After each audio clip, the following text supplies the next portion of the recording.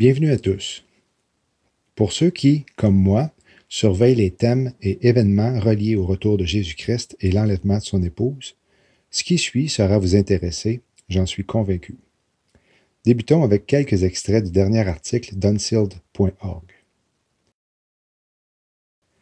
Vous avez peut-être déjà vu les nouvelles à propos des astrophysiciens qui viennent de capturer la première image d'un portail vers une autre dimension, une découverte qui est arrivée il y a quelques jours à peine. C'est la première photo d'un trou noir jamais prise, une porte ouverte dans le ciel par laquelle la lumière et la matière sortent de notre univers observable. Voici l'image réelle. La tache sombre que vous voyez au milieu de l'anneau de lumière n'est pas la noirceur de l'espace.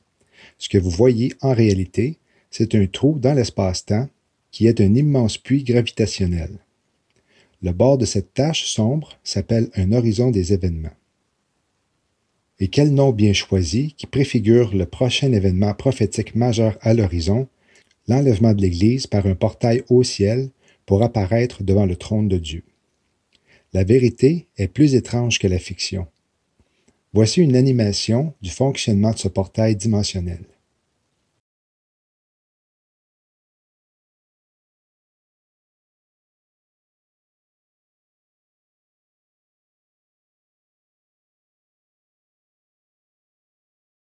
Et vous devinez où se trouve ce portail dans le ciel?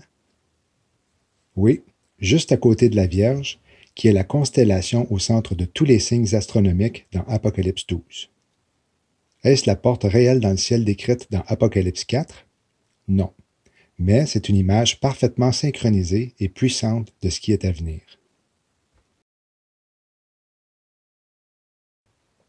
Dieu peut parler à travers les ânes, et il peut parler à travers les incroyants.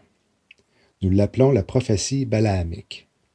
Tout le monde apportera la gloire à Dieu, soit par une soumission volontaire et humble, soit en tant qu'objet d'une horreur odieuse lorsqu'il s'obstinera contre le pouvoir ultime. Les trois histoires les plus populaires dans l'Ouest séculier en ce moment se terminent cette année. Des dizaines et des dizaines de millions de personnes les regardent et en sont obsédées. C'est la dernière saison de la série et tout se termine en 2019. La saison commence ce dimanche. Ce méprisable spectacle de sexe gratuit et de violence qui objective les femmes, maltraite les enfants et font rompre les vœux des hommes et des femmes du monde entier, qui a captivé les esprits dans toute l'anglosphère et en Europe, touche enfin à sa fin cette année. Et les bandes annonces sont très claires. C'est la fin. Plusieurs des thèmes du spectacle semblent être tirés directement de la Bible, une guerre brutale pour le trône et les dragons. Tu as dit dans ton cœur, je monterai aux cieux, j'élèverai mon trône au-dessus des étoiles de Dieu.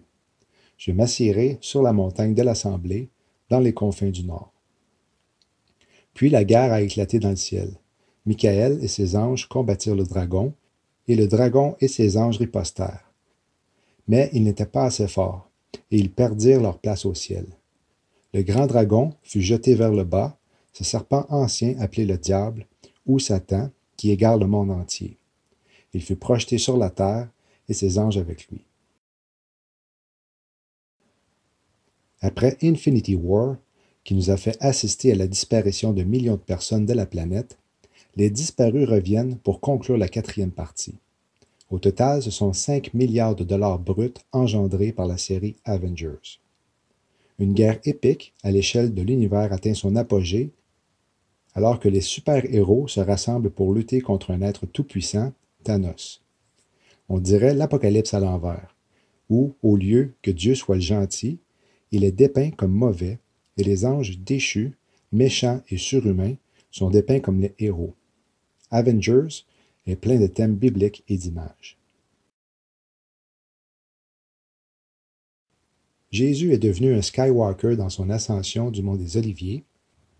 Les croyants deviendront des Skywalkers quand il nous glorifiera et nous arrachera dans notre propre ascension, et lui et son Église seront des Skywalkers quand nous reviendrons collectivement dans les nuages pour faire justice plusieurs années après.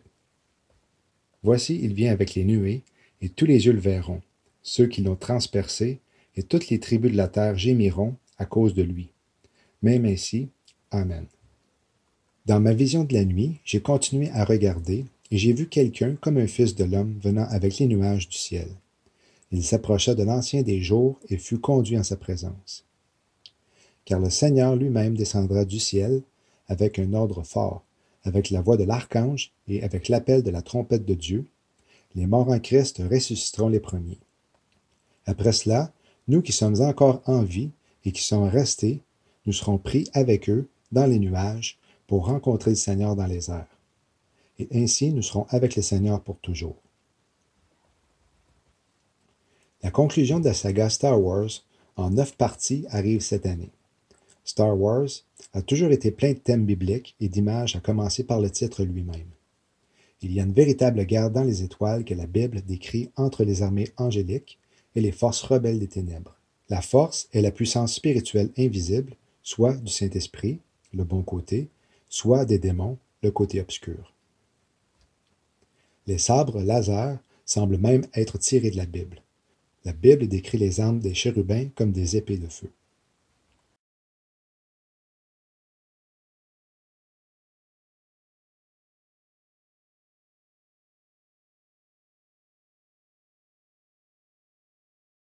Entre les élections historiques israéliennes de mardi, le 9 avril, le dévoilement prochain du plan de paix et la Pâque, Israël a tenté hier de devenir la 4e nation à avoir jamais posé un engin spatial sur la Lune. Le vaisseau spatial a été nommé Bereshit, qui est le premier mot de la Bible.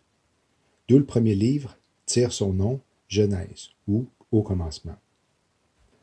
L'engin spatial contenait un certain nombre d'objets, dont la Torah, le drapeau israélien, des documents historiques israéliens et la version intégrale en anglais de Wikipédia, un vaste recueil des connaissances de l'humanité sur le bien et le mal.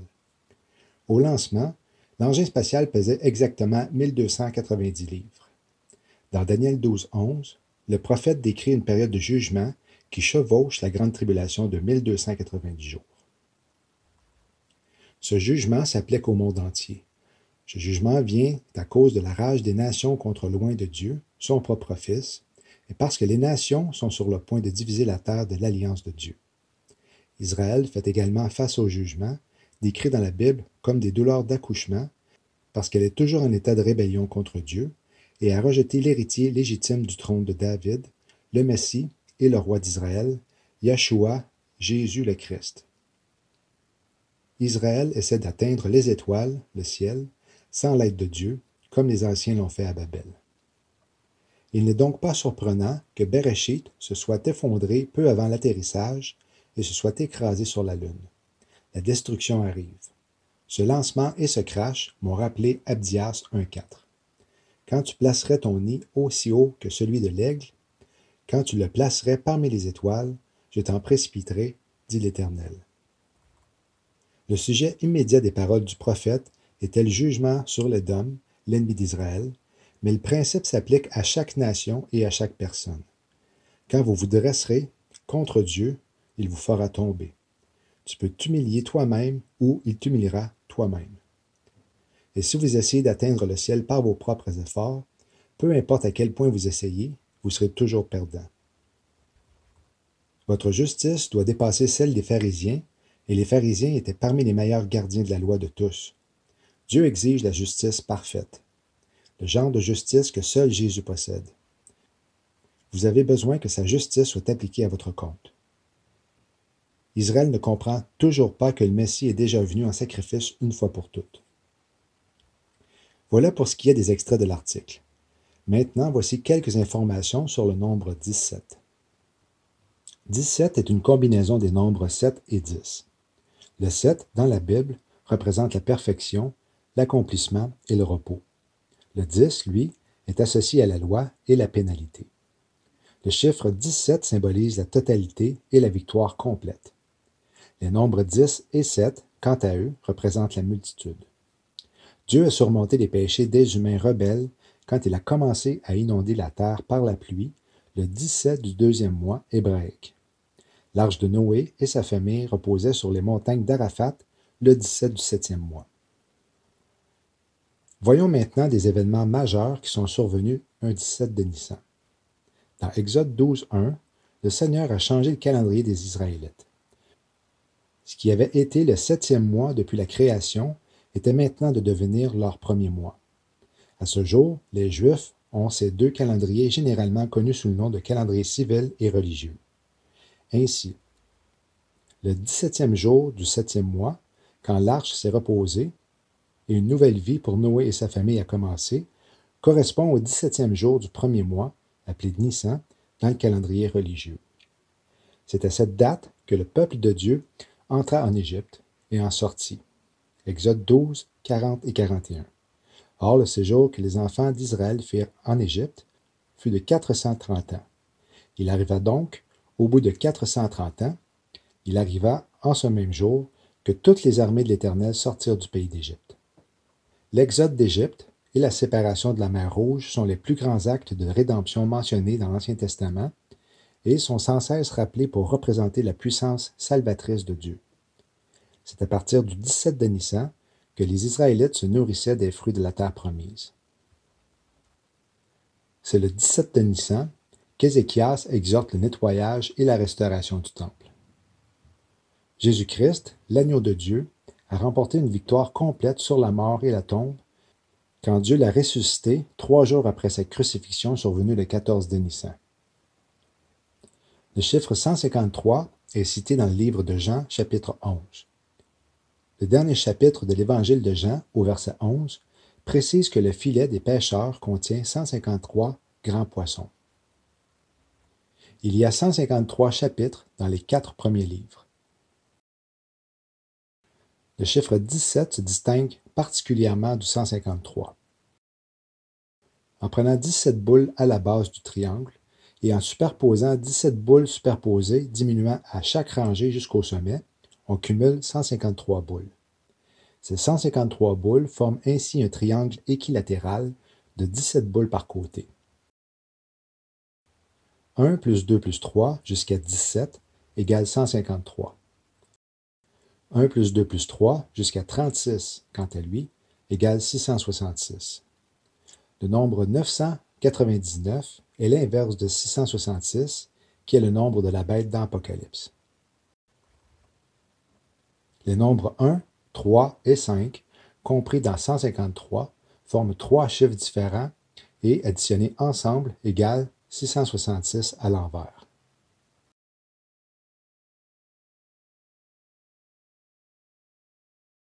« 153 est le nombre miroir du nombre 351. Or, le nombre 351 est le nombre triangulaire du nombre 26. Et 26 est la valeur numérique du nom de Yahweh, qui est le nom de Dieu. 17 est également le nombre des peuples présents du temps des apôtres à la Pentecôte lors de la descente du Saint-Esprit, comme le rapporte le livre des Actes. Ces peuples dont les ressortissants entendent dans leur propre langue ce que disent les apôtres sont au nombre de 17, qui est une représentation d'Église dans sa vocation à rassembler tous les peuples de la terre en Dieu. 21h11 peut également être 9h11 p.m. Jésus est apparu à ses disciples dans son corps glorifié, comme ce sera le cas lors de l'enlèvement. Il y avait une distance de 200 coudées entre Jésus et le filet, qui pourrait représenter les 2000 ans entre la première venue de Jésus et sa deuxième. Puisque après la lettre Yod dans l'alphabet hébreu, qui a une valeur de 10, les lettres suivantes ont un multiple de 10. Donc, 200 coudées multipliées par 10 pourrait égaler 2000 ans. L'auteur prend soin aussi de mentionner qu'il y avait un feu sur le rivage. Est-ce qu'une bombe nucléaire explosera lors de l'enlèvement de l'épouse de Christ?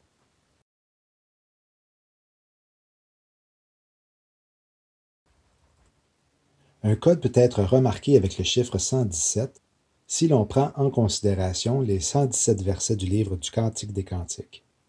Ce livre dévoile l'identité de la véritable fiancée de Christ, celle qui deviendra son épouse. Il retrace son origine, sa marche, ses sentiments pour le fiancé, tout en démontrant la différence entre la Vierge sage et la Vierge folle et parle de l'enlèvement et des noces au printemps.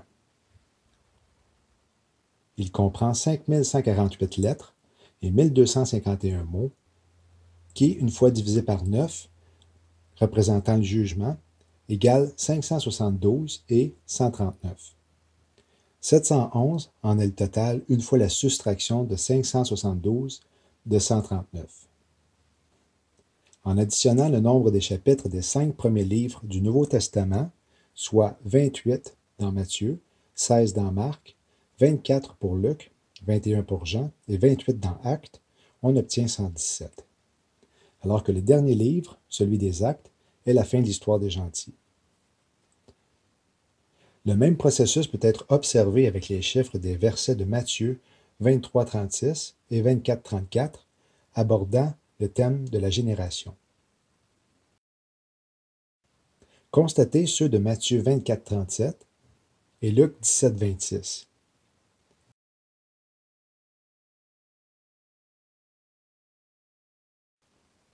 Genèse 7-11. En l'an 600 de la vie de Noé, au second mois, au 17e jour du mois, en ce jour-là, toutes les sources du grand abîme éclatèrent, et les bondes des cieux s'ouvrirent. Le mot nation en hébreu, dans le psaume 117, est nation non juive. Louez l'Éternel, vous, toutes les nations, célébrez-le, vous, tous les peuples, car sa bonté est grande envers nous, et la fidélité de l'Éternel demeure à toujours. Louez l'Éternel. Hébreux 11.7. Par la foi, Noé, divinement averti des choses qu'on ne voyait point encore, fut rempli de crainte et construisit une arche pour le salut de sa famille, et par elle il condamna le monde et devint héritier de la justice qui est selon la foi. De la renaissance de l'État d'Israël, le 14 mai 1948, au dimanche 21 avril 2019, journée de la célébration de la résurrection de notre Sauveur, il y a 70 ans, 11 mois et 7 jours.